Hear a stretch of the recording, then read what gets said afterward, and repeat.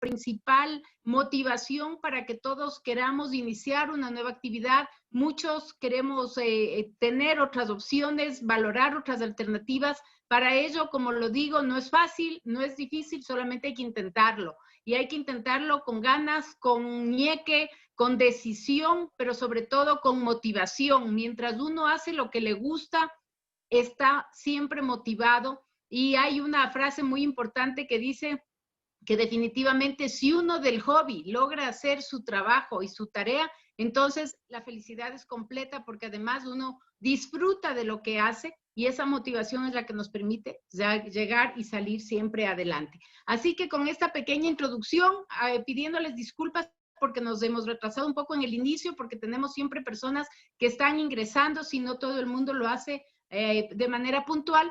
Damos la bienvenida, le damos las gracias a todos los que están conectados y sobre todo saludamos y agradecemos a Nicolás que con su juventud, con su energía y con su experiencia esta tarde nos va a nutrir de todo lo que ha tenido que vivir en su proyecto para estar en el punto en el que está y a pesar de las situaciones y de las condiciones de este momento, se mantiene en el mercado, sobrevive a esta pandemia, pero lo hace siempre con ese entusiasmo que requiere los espíritus emprendedores como el de él. Así que muchísimas gracias a todos ustedes, un saludo y un abrazo cariñoso como todos los miércoles y damos la bienvenida a Nicolás para que inicie su intervención. Bienvenido Nicolás y un gusto tenerte con nosotros. Muchísimas gracias, Elizabeth. Muchísimas gracias a todos los presentes. Gracias por venir, por asistir y espero que en esta intervención mía les lleguen algunos consejos, algunas cosas que les puedan servir en su camino para emprender. Bueno, les comento un poco sobre mi emprendimiento.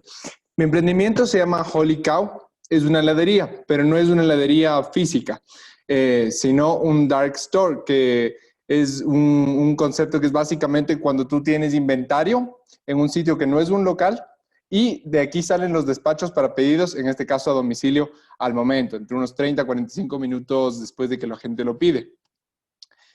Ahora Alejandro nos está mostrando unas imágenes que es básicamente cómo el producto es ahora. Ha ido evolucionando en cuestión de presentación, en cuestión de calidad y demás, hasta lo que es ahora, desde que empezamos, que fue en abril de 2019.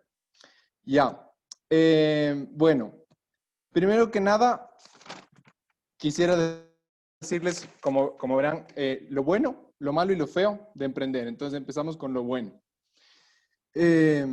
Como decía hace un rato Elizabeth, una de las mejores cosas de emprender es justamente la independencia que te permite. Y te da seguridad e inseguridad al mismo tiempo. Inseguridad en el sentido de que no es como trabajar en una empresa o una empresa ya establecida o tener un cargo público en el sentido de que tienes ciertas seguridades laborales, sino que básicamente dependes de tu propia iniciativa y si es que te va mal, nadie te salva, por así decirlo. Entonces, hay algunos tipos de independencia que son lo que hace que valga la pena el emprendimiento. La independencia temporal, es decir, tú controlas tu tiempo, tú decides cuándo trabajas según las horas que mejor te convenga.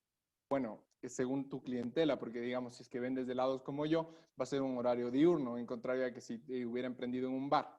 Entonces tienes independencia temporal, espacial, es decir, tú decides desde dónde necesitas trabajar, tienes que trabajar según el modelo que tú desarrolles, y independencia financiera, que igual es como de doble cara porque puede ser muy bueno o muy malo. Todo depende de cómo evolucione el proyecto. Entonces, en términos de independencia tenemos un aspecto bueno. Otro aspecto bueno que te permite expresar tu creatividad. La mayoría de gente que he conocido emprendedores, la mayoría las he conocido justamente emprendiendo, que es una de las cosas chéveres, que te conectas con distintos emprendedores y a veces hasta haces colaboraciones. Características suelen ser gente creativa, gente que difícilmente podría hacer otra cosa que no sea emprender, porque por esta cualidad de ser creativa, de querer hacer cosas diferentes, un poco como que se marchita si le dicen que lo que tiene que hacer es buscar un trabajo y, no sé, acatar órdenes de estar de 9 a 6 en cierto sitio, se sienten un poco encerrados. Entonces, eso es una cuestión también de la personalidad de cada uno.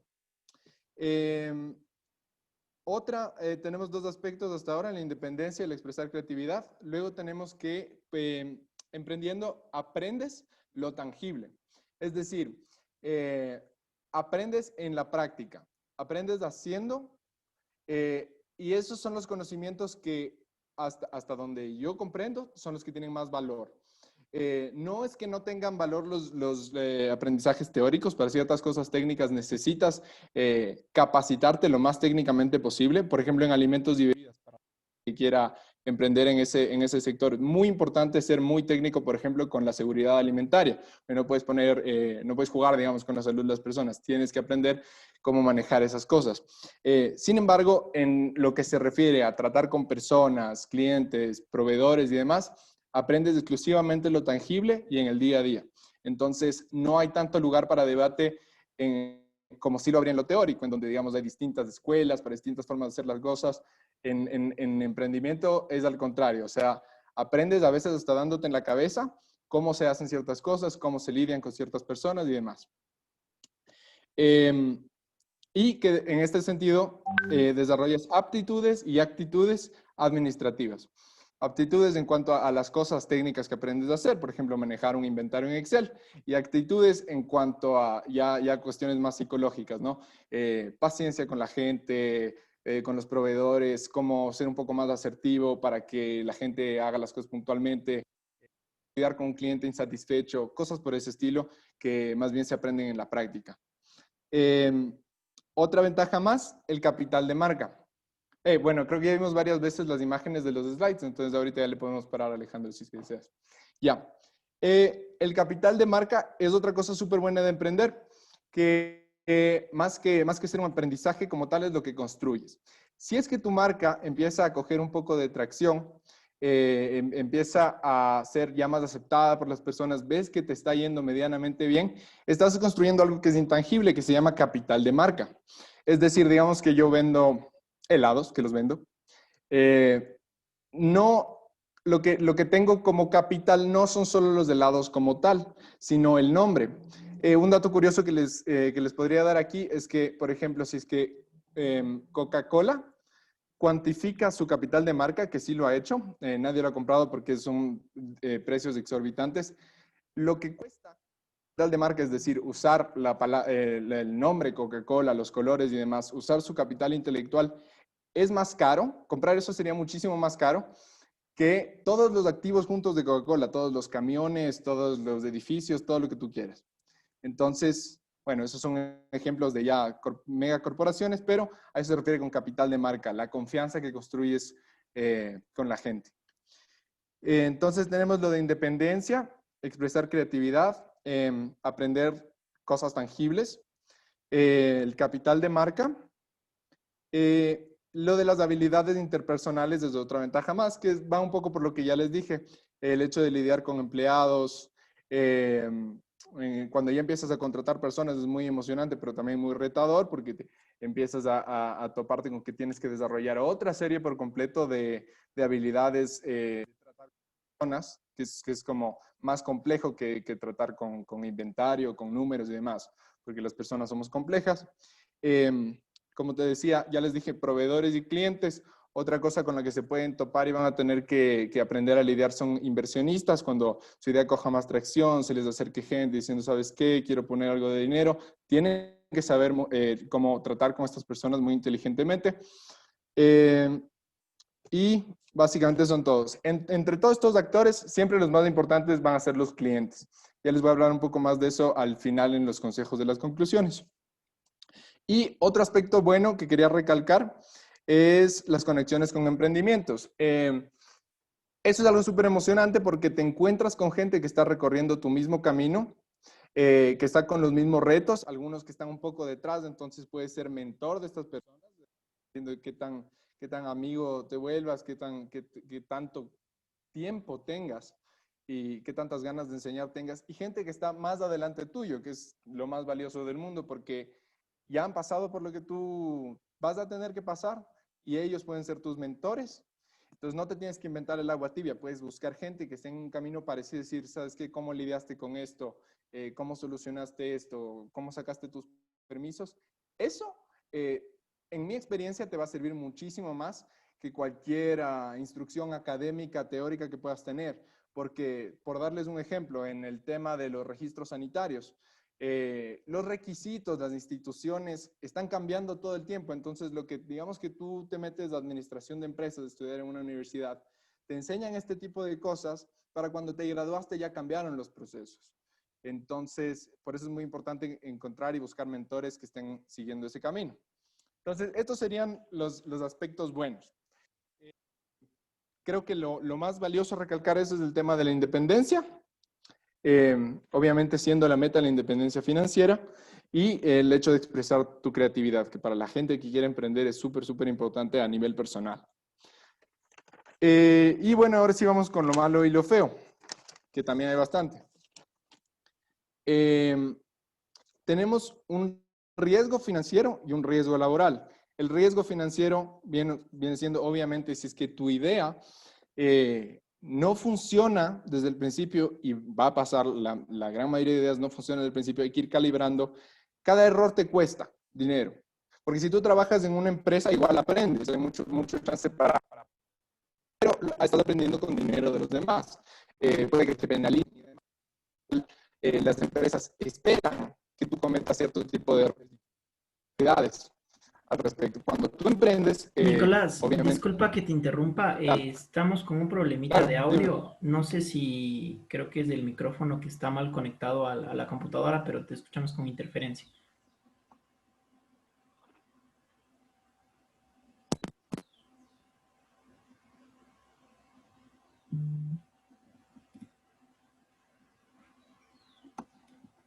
No, seguimos con el mismo problema.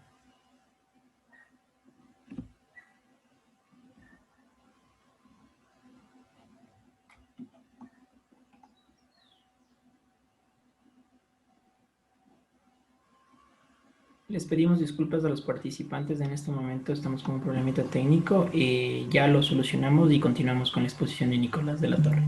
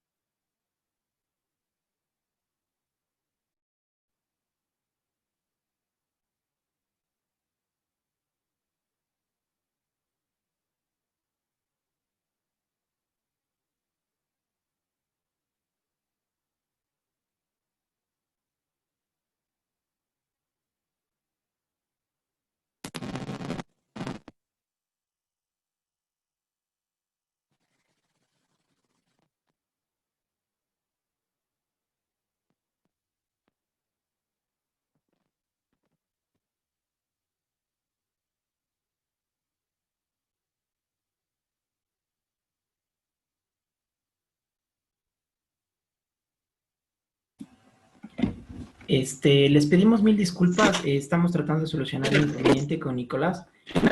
Ya nos conectamos nuevamente, espérenos un momentito, por favor, estamos solucionando el tema técnico.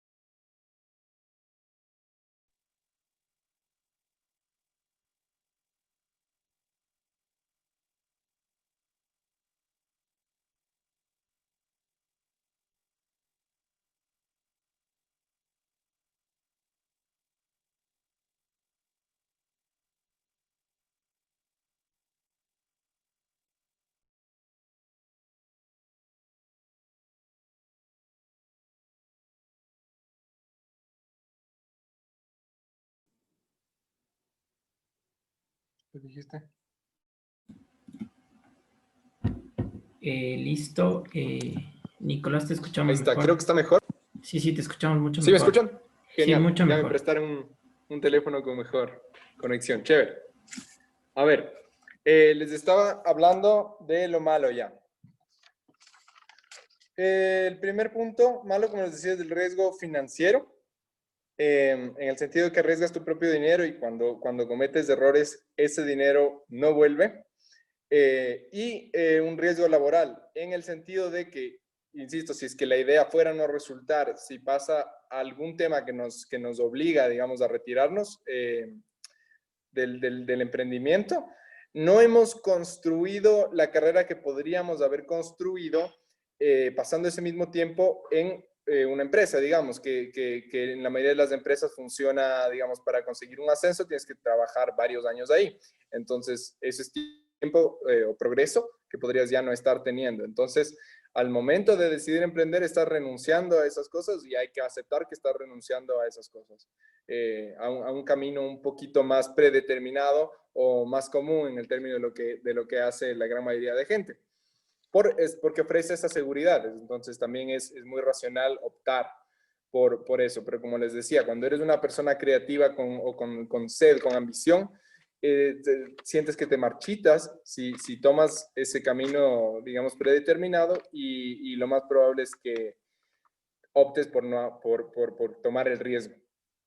Entonces, eso es un ámbito malo. Otro ámbito malo meramente psicológico es el miedo. Y es básicamente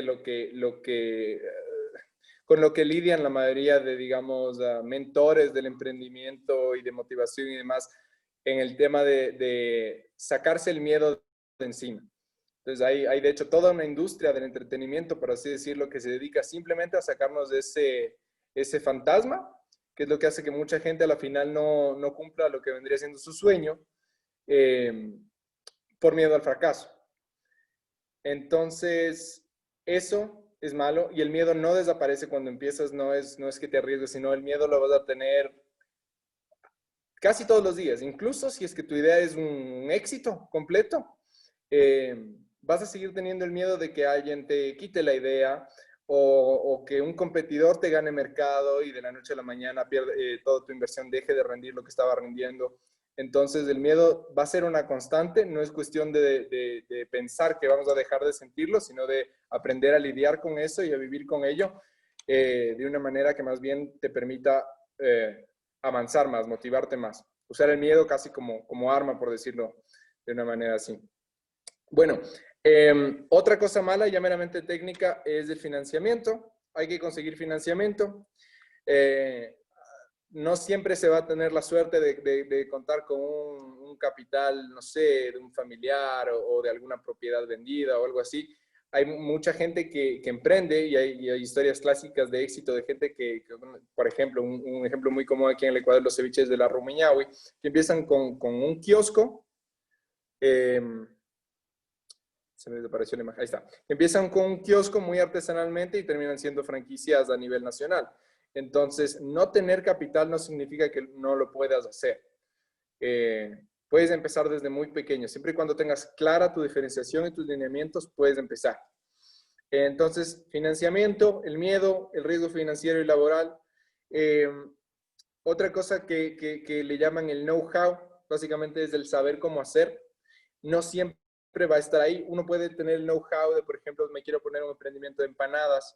Sé hacer muy buenas empanadas, pero no basta con ese know-how. Para emprender necesitas know-how de saber cómo hacer muchas cosas de contabilidad, de procedimientos, como les decía, de seguridad alimentaria, cosas por el estilo. Entonces, como emprendedores, muchas veces van a tener que ser todólogos, en el sentido de saber explorar de todos los temas y saber discriminar lo más rápidamente posible cuáles son los factores más importantes, qué es lo que necesitas saber. Te vuelves muy ahorrativo con la información. No necesitas ser un experto en todo, pero sí identificar justo lo que necesitas. Y para ciertas cosas, hay que aceptar que no puedes hacerlo tú solo. Entonces, vas a tener que contratar personas, vas a tener que probar con distintas personas. Algunos colaboradores no van a ser, digamos, 100% efectivos. Te va a tocar cambiar de proveedores de servicios o de consultorías, de ese tipo de cosas. Entonces, ahí también se pierde mucho tiempo y muchos recursos y es uno de los ámbitos que más desesperan, especialmente al principio cuando cada centavo cuenta. Eres susceptible a tú, como persona, tomar malas decisiones, hacer un mal juicio, tal vez comprar una máquina que no era lo más esencial en ese momento y luego ese es dinero que necesitabas luego para, no sé, para pagar una multa o un permiso de funcionamiento, por darles un ejemplo cualquiera. Tú como persona puedes cometer malas decisiones y también otra cosa que te puede pasar es que otras personas no te hagan un buen trabajo. Es decir, puedes tomar la buena decisión de que necesitas, por ejemplo, una consultoría para armar una planta, de armar empanadas, y esa es una decisión buena que necesitas hacer, pero resulta que la persona que contrataste para hacer eso no hizo un buen trabajo. O te vio amateur al respecto, te vio como principiante y te cobró más. Y luego te enteras después de un año hablando con alguien que ese mismo trámite te cuesta 50, no 200 y te vieron la cara. Y esas cosas pasan. Por eso es muy importante regresar a lo que les decía antes de encontrar mentores y tratar de guiarse a través de ellos, de las cosas por las que ellos ya han pasado. Aprender de los errores que los demás ya han cometido. Entonces eso es como un instinto que vas desarrollando cuando empiezas. Veamos, otra cosa mala, o bueno, retadora por lo menos, la disciplina que tienes que formarte, de disciplina de trabajo, porque nadie te dice llega a esta hora, ponte a trabajar a esta hora, te vas a esta otra hora, nadie te dice este tipo de cosas, tú mismo juzgas, tú mismo pones el criterio de cómo hay que hacer todo. Y la disciplina financiera, ahorrar, básicamente. Este es un punto bien interesante porque hay muchísima gente que piensa que para emprender hay que torturarse y reinvertir hasta el último centavo. Sí hay que reinvertir lo más posible, pero uno puede cometer el error de desmotivarse uno mismo si no se da cierta recompensa. Es decir, si es que te está yendo bien, si ya empezó a irte bien, reserva un porcentaje racional, según lo que tengas de ese momento, para ti, para las cosas que tú necesitas o simplemente para las cosas que quieres. Siempre un porcentaje racional, no se trata de despilfarrar ni derrochar. A veces incluso hay gente que no es la mayoría de gente, pero que le va súper bien desde el principio. Se emocionan, se gastan todo y el momento en que hay problemas ya no tienen nada. Entonces no hay que irse al extremo opuesto, pero tampoco torturarse hasta el punto en que uno no sabe si está trabajando para uno mismo, para ser feliz, o simplemente por esto de ser masoquista al respecto, digamos. Otro aspecto malo con el que uno se puede topar, y es uno muy común, el tema burocrático al momento de hacer permisos, trámites y demás. Te vas a encontrar con un sistema casi siempre lento, casi siempre hecho para gente que no se tiene el capital para contratarte un ingeniero, un abogado que ya te dé haciendo. Pero uno a pie de calle no tiene y tú tienes que ir a las instituciones y tú tienes que hablar con las personas y no sabes los trámites, no te lo sabes de memoria porque no es tu especialidad. Entonces ahí te vas a golpear muy seguido con la pared, pero la cuestión es, una vez más, regresar a los mentores, ver cómo lo hicieron ellos, y tratar de pasar por esos procesos lo más rápido y eficientemente posible.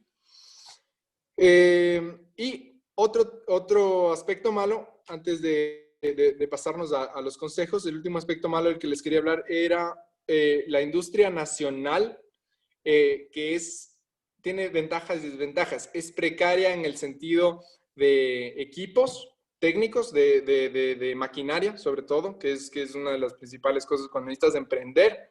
Enseguida te va a quedar corta los aparatos, digamos, de cocina de tu casa. Enseguida vas a tener que comprarte, una vez más al ejemplo de los alimentos, que es mi área, un horno, una máquina de helados, una waflera, lo que sea, industrial. Y aquí los impuestos te matan un poco con eso porque no hay industria nacional al respecto. Entonces, igual, vuelves al juego de encontrar mentores que te digan si es que conocen o hablar con varios proveedores de esto y tratar de no pagar lo primero que te digan que hay que pagar. Porque uno tiende a querer ir a ver lo más nuevo, lo más brillante, lo de último modelo, que está muy bien si es que la inversión te da los equipos de último modelo, digamos, pueden rendir como no, ahí depende de lo que quieras hacer. Pero si compras todo de última generación, nuevo, lo más caro, te vas a quedar enseguida sin dinero, asumiendo que estás partiendo desde cero y no tienes un colchón financiero exorbitante, que es el caso de la mayoría de emprendimientos. Eso vendría siendo lo malo por ahora. Entonces ya vemos lo bueno, mucha independencia que te puede dejar, mucha creatividad que puede llevar, pues, conectar con gente interesante. Y lo malo, todos los riesgos, todo el miedo que hay que superar, algunas cosas tediosas como como los trámites y toparse con una burocracia lenta. A ver, se paró la pantalla. Listo. Entonces tenemos lo bueno y lo malo. Lo malo que viene siendo también lo feo. Y por último les quería dejar, antes de pasarnos ya con las preguntas, con 3 consejos principales que se podrían extraer de mi experiencia y de algunas de estas cosas que les he dicho. La número 1, ¿para quién trabajan? Cuando son emprendedores, es lindo decir soy mi propio jefe y trabajo para mí mismo, y hasta cierto punto sí, porque tú te diriges, pero sí tienes un empleador y es el cliente.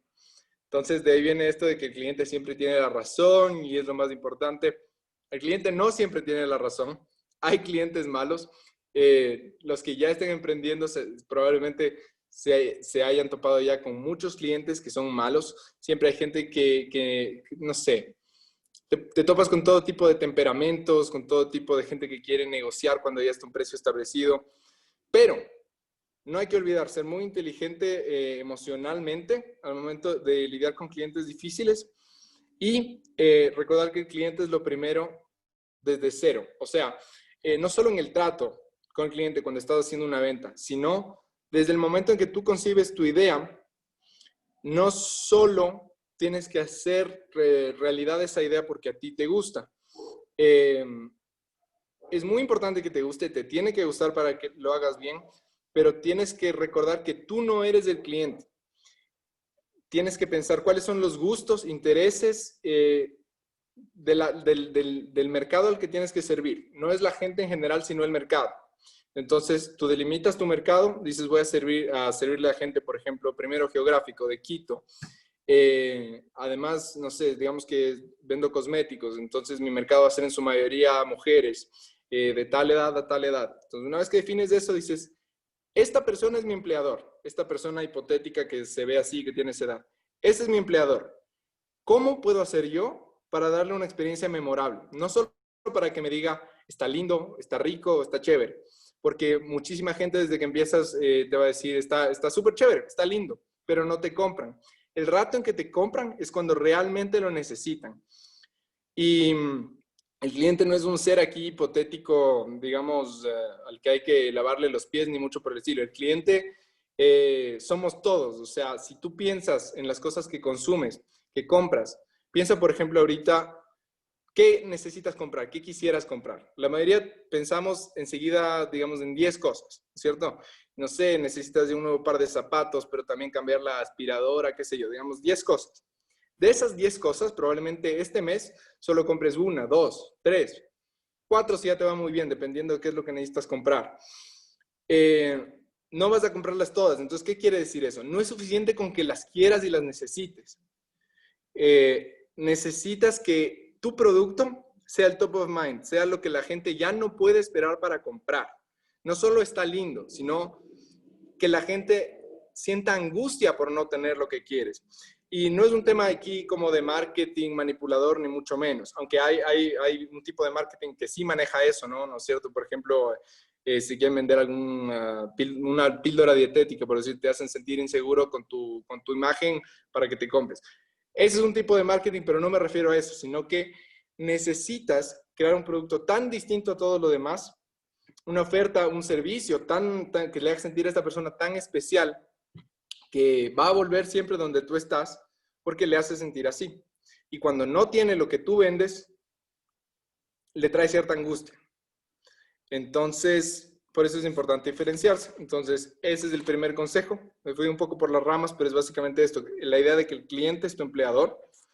Y el segundo consejo, que le puse como recordatorio zapatero a tus zapatos, que es la famosa frase que usamos aquí, en el sentido de lo que les decía antes. No pagues por todo, no quieras pagar porque a cada persona para que haga cada trámite, cada consultoría, para que te diga cómo hacer, porque no te va a alcanzar el dinero en la gran mayoría de ocasiones. Pero tampoco está bien que quieras hacerlo tú todo solo. Ahí es donde entra tu criterio de saber reconocer hasta dónde tú puedes hacerte cargo tú, hasta dónde puedes ser autodidacta, ver la información esencial y llevarlo a cabo tú, sin que te vuelen la cabeza en una cuenta, y hasta dónde necesitas llamar a un experto, hasta dónde necesitas ser humilde y decir, ok, esta parte importante para que mi marca sea exitosa requiere que venga un experto. Un ejemplo puede ser el diseño gráfico. Aquí en Ecuador la gente desprecia un poco, desprecia tal vez no es la palabra correcta, pero le resta importancia al tema del diseño gráfico. Es, no, yo tengo un primo que por $20 me hace lo mismo. Hay que saber sopesar, porque hoy en día, sobre todo, que todo se mueve por redes sociales, todo se mueve en lo gráfico, en lo virtual, la imagen es de las cosas más importantes que tienes. Entonces, si puedes invertir un poco más en las cosas que la gente más ve, vale la pena. Al final del día, ese dinero va a volver. Puede que te ahorres $20 de ese día, $100 por pagarle a un diseñador más barato que el otro, pero créeme que si le pagas al que es un poco más caro, si conoces su trabajo, si sabes que es bueno, no solo es caro por ser caro, ese dinero va a volver en forma de capital de marca. La gente ve la marca y dice, wow, esto se ve profesional, esto se ve que le metieron ganas, entonces le voy a comprar a esta marca en vez de a tu competidor. Y esos serían los dos consejos que les quería dejar. Creo que podemos pasar a la parte de preguntas. Espero haber sido conciso y haber dicho lo necesario.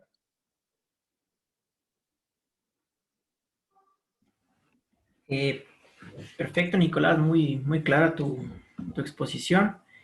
El economista Cabezas tiene una pregunta que te la va a realizar en este momento. Hay que conectarlo. Estructural, muchas mujeres replican esto. Muchas gracias, Nicolás.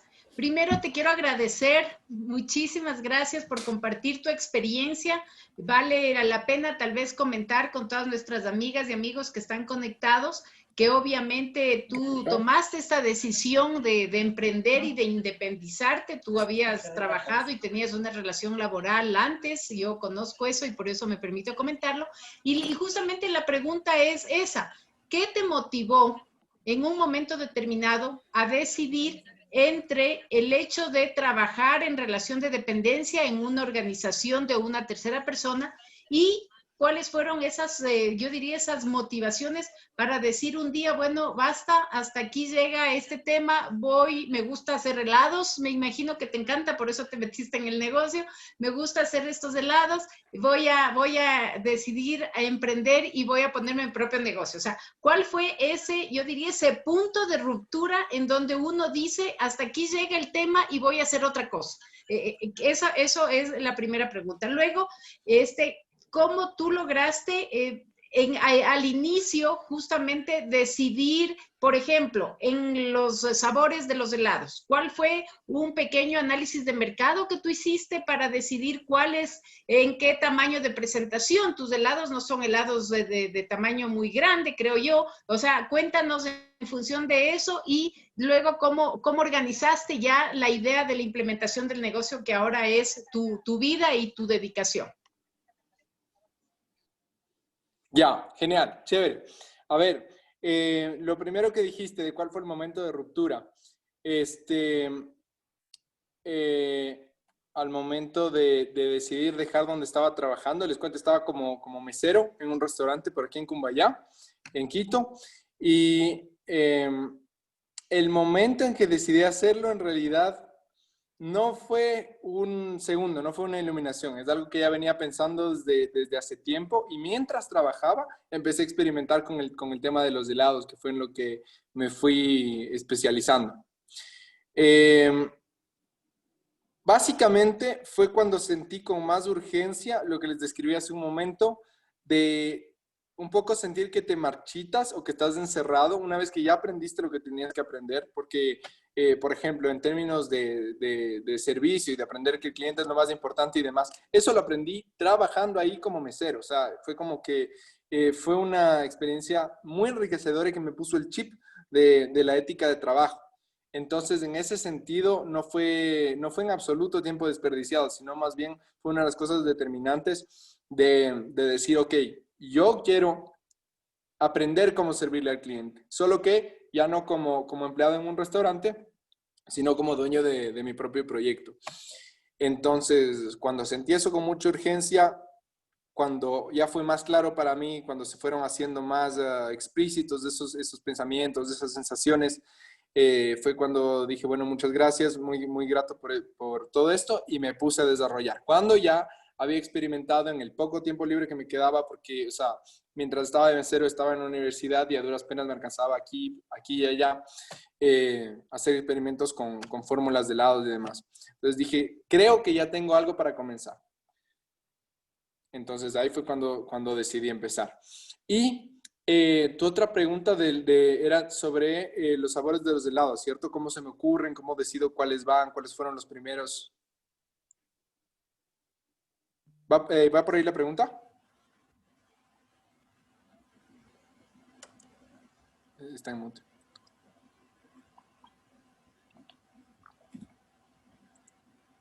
Sí, justamente lo que yo te decía es, ¿cómo decidiste arrancar con los sabores que ahora tienes? ¿Por qué lo hiciste de esa manera y por qué no de otra? O sea, ¿cuáles, tal vez líneas generales ok. para que quienes nos están escuchando sepan que si tienen una idea, ¿no es cierto?, cómo tomar ciertas decisiones de arranque que te permitan ya introducir el producto al mercado. O sea, ¿cómo fue esos inicios tuyos? Eso también me gustaría saber, porque la idea es que la gente y todos los amigos que están conectados ahora y que están escuchando sepan que no todo es color de rosas. Cuando uno ya ve el negocio caminando, uno dice, qué chévere, pero no sabe todo lo que ha tenido que pasar y vivir. Entonces, son decisiones cruciales que vale la pena que tú nos cuentes cómo las tomaste. O sea, ¿cómo fue que decidiste hacer el de tomate, no me hagas caso, y no el de almendras? O sea, ese tipo de decisiones y cómo empezaste a comercializar y a vender el producto. Correcto, ok. Ajá. Ya, esa es una súper buena pregunta porque me deja hablar de lo que viene siendo la propuesta de valor. En el tema de los helados, al principio estaba inseguro, entonces hacía sabores que la gente ya podría esperar en el mercado. Por ejemplo, uno de frutilla, uno de chocolate, uno de vainilla, un rompasas, cosas que la gente ya conoce. Y eso terminó siendo un error porque no me permitía diferenciarme. Entonces ahí fue cuando dije, no, yo tengo que hacer algo un poquito diferente y en base a lo que ya venía estudiando, que era gastronomía y como la curiosidad sensorial que tienen los gastrónomos que se dedican a la cocina o a las cuestiones que uno hace sensorialmente, empecé a fabricar ideas. Dije, ok, hagamos algo que no hay en el mercado, hagamos algo distinto y hagámoslo bien. Entonces, ahí me metí a cuestiones técnicas específicas que no aprendes en la universidad, y si lo aprendes es una clase de pasada. Por ejemplo, en gastronomía te enseñan a cocinar en general, desde un locro quiteño hasta, no sé, cocina con nitrógeno, cuestiones ya bastante como élites, ¿no? Y la mayoría de gente que he conocido que emprende se encuentra con esa frustración de que no tiene los conocimientos específicos para dedicarse a un campo limitado en el que se pueda especializar. Entonces, para no irme de lejos de la pregunta, cuando decidí hacer sabores diferentes, me metí a aprender cuestiones técnicas, sobre todo en Internet. Todos sabemos que ahora casi todos los recursos técnicos del que busca encuentra en Internet, la mayoría de veces gratis, a veces encuentras, no sé, bibliotecas en línea en las que pagas una suscripción y listo. Y nada, me puse a experimentar, experimentar, aprender. Y después de muchísimos errores, tenía unos 5 o 6 sabores de helado que eran tanto buenos, o sea, tanto bien hechos, la calidad no es fácil de lograr de por sí, como distintos. Entonces, ahí fue cuando empecé a delinear el hecho de que mi marca tenía que ser distinta a la de los demás en el sentido de darle a la gente un producto que no espera, pero que sí quiere, o sea, que no sabía que quería. Por ejemplo, tengo un sorbete de maracuyá con cardamomo.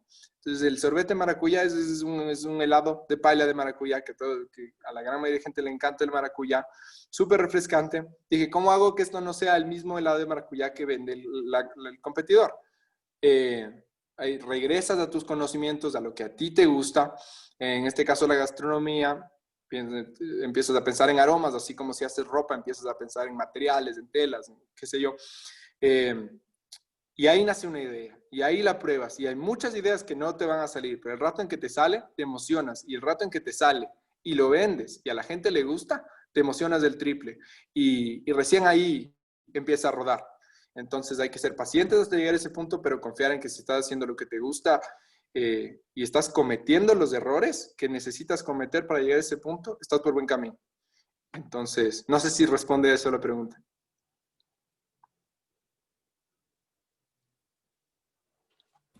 Sí, Nicolás. Tenemos unas preguntas de los participantes. Voy a hacer de dos en dos porque más o menos están relacionadas. ¿Cuánto tiempo le tomó posicionarse en el mercado? Primero. ¿Y cuánto tiempo tiene su emprendimiento? ¿Y cuánto tiempo se demoró en recuperar la inversión? Ya, a ver. Posicionarse en el mercado. No es como que te suena una alarma que llega y dice, ya te posicionaste en el mercado. Depende qué es lo que defines tu mercado. Podríamos definirlo como hasta tener un flujo de pedidos, de órdenes que te permite ya vivir de eso, que te permite empezar a pagar tus deudas. Yo diría que un año, por lo menos un año. Y en cuanto a cuánto se tardó en recuperar la inversión, la verdad es que todavía no está recuperada. Eso depende de la inversión que haces, depende de cuánto de tu flujo de caja usas para pagarlo, de los plazos que te han dado de las instituciones financieras. Ahí es donde entra esto de la disciplina financiera. Pero como para los consejos de todos, el consejo que se pueden llevar todos es hasta generar ese flujo, si todo va bien, un año y medio, hasta digamos, afianzarse en el mercado, como me parece que dijiste algo así. Y hasta retornar la inversión, depende de la inversión, depende de tu tipo de emprendimiento, pero no debería tardarte más de 5 años. Asumiendo que designas una parte de tu flujo de caja, si ya está estable para ti, para lo que necesitas, no para derrochar, sino para lo que necesitas, y otra parte para seguir pagando esa deuda y tener la seguridad de que se va a pagar sin generar intereses innecesarios o disgustos a las personas que te prestaron dinero, si son seres queridos tuyos. Entonces, 1 año, 5 años para responder. Ok, perfecto. Tenemos más preguntas. Me dicen, ¿cuánto tiempo tiene su emprendimiento funcionando? ¿Su educación superior tiene relación con la actividad que desarrolla en este momento su emprendimiento? Esas son 2 preguntas. Después te hago las otras. Ajá. ¿Cuánto tiempo lleva funcionando? Desde abril del 2019. Es decir, ya casi 2 años, me parece que 1 año, un poco más de 6 meses. No es tanto tiempo. ¿Y qué relación guarda mi estudio superior? Les voy a decir una cosa, los estudios superiores míos todavía no están terminados. Los dejé en stand-by justamente porque empecé con este proyecto. La relación que guardan es bastante directa, es decir, yo me dedico a hacer alimentos, hacer helados, que es una rama de la pastelería, que es una rama de los alimentos, de la gastronomía en general, si quieren designarlo así. Y guarda relación directa en el sentido de que son alimentos, pero como les decía antes, las cuestiones más técnicas, las cuestiones más puntuales que necesitas saber para crear un producto superior, para diferenciarte, no te las van a dar en la universidad. Lo más probable es que no te las dan. O sea, ¿qué te puedo decir? Vas a tener que ir y cometer los errores tú mismo, y lo más probable es que digamos, si guardas relación todavía con tus profesores, tus mismos profesores te llamen a preguntarte cosas específicas de lo que tú estás especializado. Por ponerles un ejemplo, porque en realidad hoy en día la especialización es todo. Mientras más fino sea el campo en el que sabes trabajar, más valioso eres y la gente te va a llamar porque solo tú sabes hacer eso. Para ilustrar eso es mejor darles una cita. Se me cortó la cámara. Para ilustrar eso es mejor dejarles una cita de Niels Bohr, que era un químico, que dice que un experto se puede definir como alguien que ha cometido todos los errores que se pueden cometer en un campo muy específico. Entonces, eso. Ok, perfecto. Sí, creo que solventaste esas preguntas.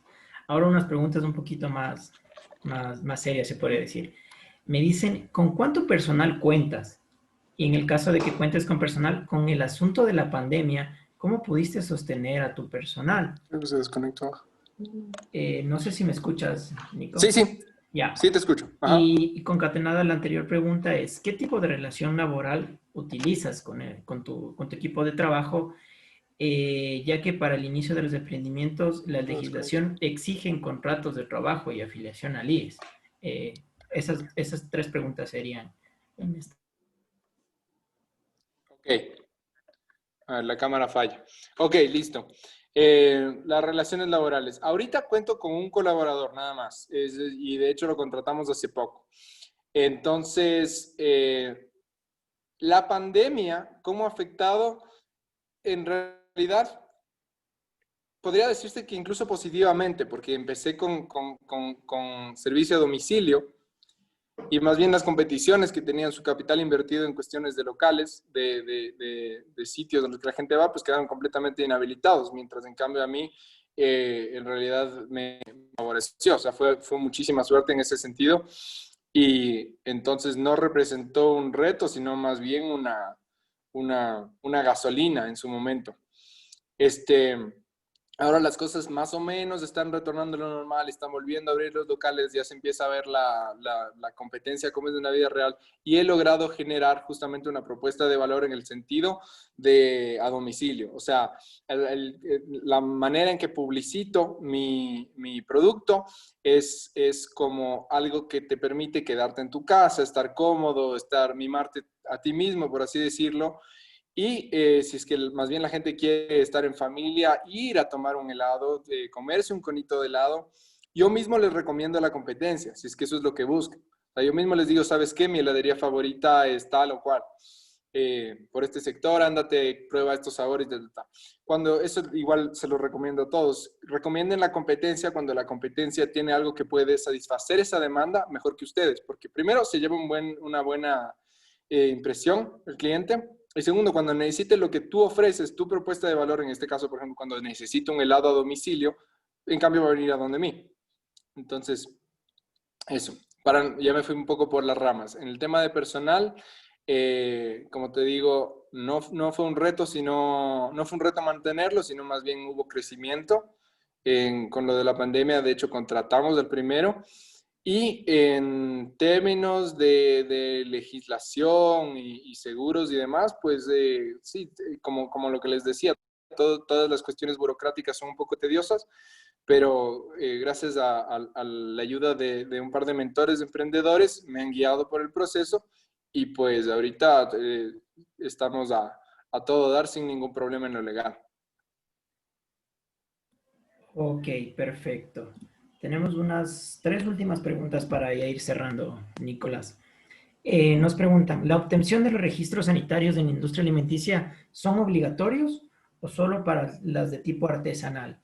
Y en esa misma relación, ¿los negocios que se manejan a domicilio, es necesario tener una patente municipal o no? En el caso de tu experiencia. Sí, necesitas la patente municipal, necesitas el permiso de funcionamiento, obviamente necesitas el RUC Necesitas esas 3 cosas básicas hasta donde yo sé. El registro sanitario no es necesario si tú vendes directamente. Es decir, si por ejemplo, ese es el modelo de mi negocio, vendemos directamente a los clientes.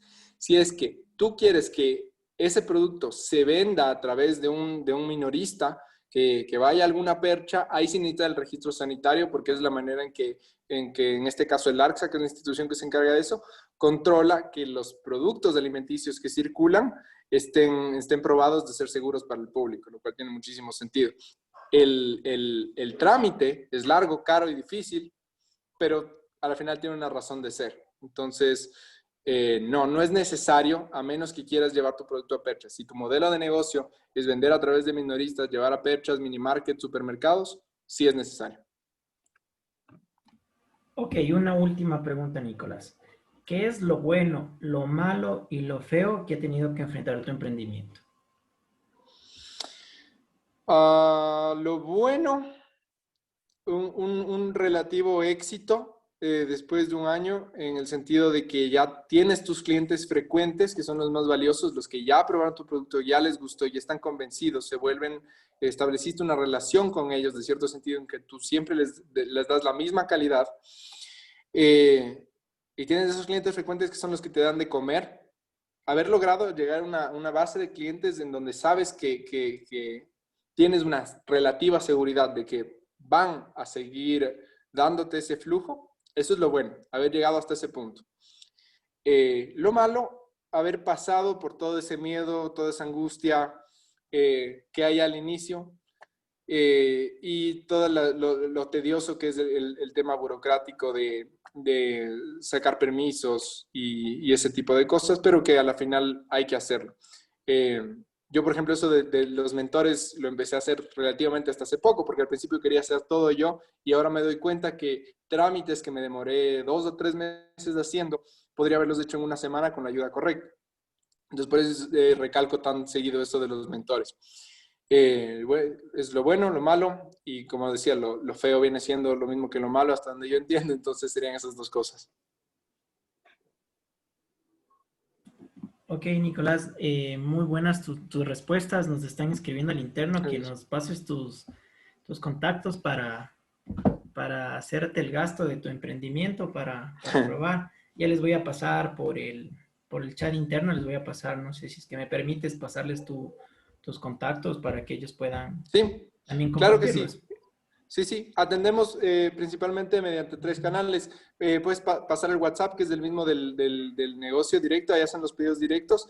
Tenemos en el Instagram, si es que son usuarios de Instagram, está como @HolyCoEcuador, y estamos exactamente igual en Facebook. Entonces, puede ser cualquiera de las 3 formas, nos contactan y te respondemos directamente. Te respondo por ahora. Perfecto, Nico. En este paso, ya hemos agotado todas las preguntas. Damos paso a la economista Elizabeth Cabezas para el cierre y la despedida de este curso. Muchísimas gracias, Alejandro. Bueno, como toda la semana, solo agradecer a nuestros invitados. Yo soy feliz cada vez que escucho. Creo que para todos es primero un halo de renovación oírles y luego también de motivación y de aprendizaje. Así que cumplimos con los objetivos que nos habíamos propuesto. Me parece importante lo que ha dicho Nicolás, y además Nicolás está en ese target con el que estamos conversando siempre, de jóvenes que no quieren ser empleados de una empresa, que quieren tener libertad de tiempo, que quieren tener libertad financiera, y por lo tanto una de las maneras y uno de los mecanismos es eso, ser su propio jefe, hacer lo que les gusta, poner en juego y en práctica sus conocimientos y sus enseñanzas. Así que enhorabuena por Nicolás y por todo lo que tú nos has comentado. Hemos probado los helados, así que damos fe de la delicia que son, así que les recomiendo que prueben y que entren en esta aventura de apoyo a este proyecto que es muy rico y muy variado. Agradecerles a todas las personas que se han conectado esta semana. Vamos a mandarles, como siempre, el próximo miércoles tendremos nuevamente temas de teoría Como les dije, el último miércoles de cada mes haremos temas testimoniales y las siguientes semanas haremos temas teóricos en el ámbito de emprendimiento, en el ámbito financiero y en el ámbito de nuevas herramientas para emprender. Y en esa misma lógica vamos a tratar de manejarlos en el mes de septiembre y estaremos informándoles justamente el tema y la persona que nos acompañará el próximo miércoles. Gracias, amigos y amigas, a todos ustedes. Un fuerte abrazo. Realmente me reconforta poder tener este espacio para saludarles, compartir, pero sobre todo para aprender y motivarnos en estos importantes temas y en estas nuevas iniciativas que todos tenemos que valorarlas y sobre todo también tenerlas como opciones y alternativas en estos momentos. Un abrazo. Gracias, Nicolás. Éxitos y suerte. Muchas gracias. Gracias por estar con nosotros esta tarde. Un abrazo. Chao. Gracias a todos. Gracias. Gracias a todos. Ya. Les comparto en este momento la información de Nicolás por si acaso quieran. Les acabo de enviar también al chat privado. Muchas gracias por participar. Gracias a todos.